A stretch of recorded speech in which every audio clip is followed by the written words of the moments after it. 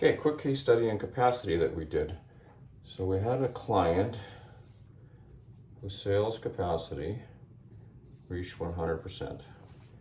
However, market was continuing to grow, so there was a gap in what they could do and what was available to them. So the question was, how do we increase sales capacity? So we looked at this particular problem from a risk reduction perspective and a financial perspective. So here's what we figured. We wanted to give them something they could do with minimal risk and maximize the dollars against that risk. So risk adjusted solution here.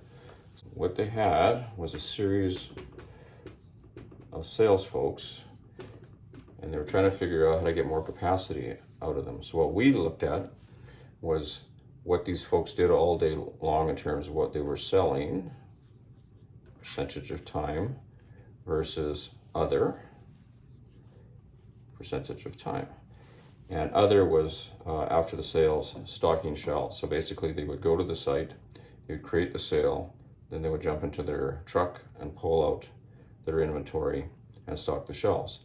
So we found that it was kind of the loose 80-20 rule, is this versus this.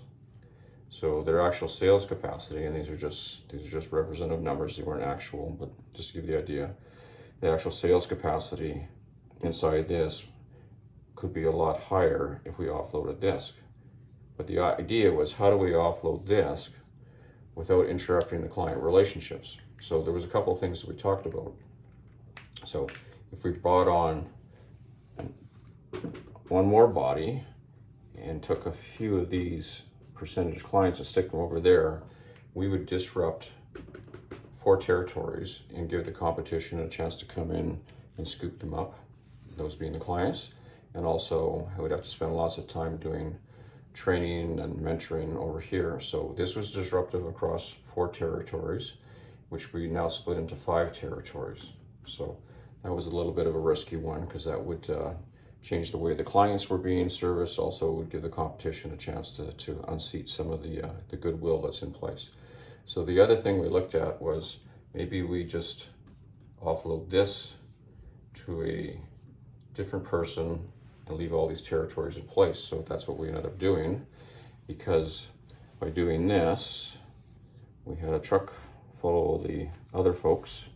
The first guys had emergency inventory if they needed to serve something, and this guy followed close behind. So what we did do here is we didn't introduce any change to the territory.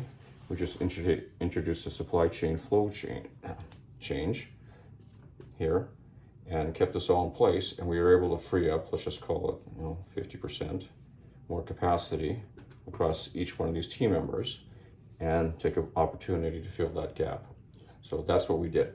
Now the beauty of this is we did some calculations, and we found out that we were able to do this at no extra cost to the corporation, because of some adjustments that we suggested they do. So everything in here went straight to the bottom line. So no market disruption, no changing territories or commissions, no competitor advantage, just pure sales driven right to the bottom line.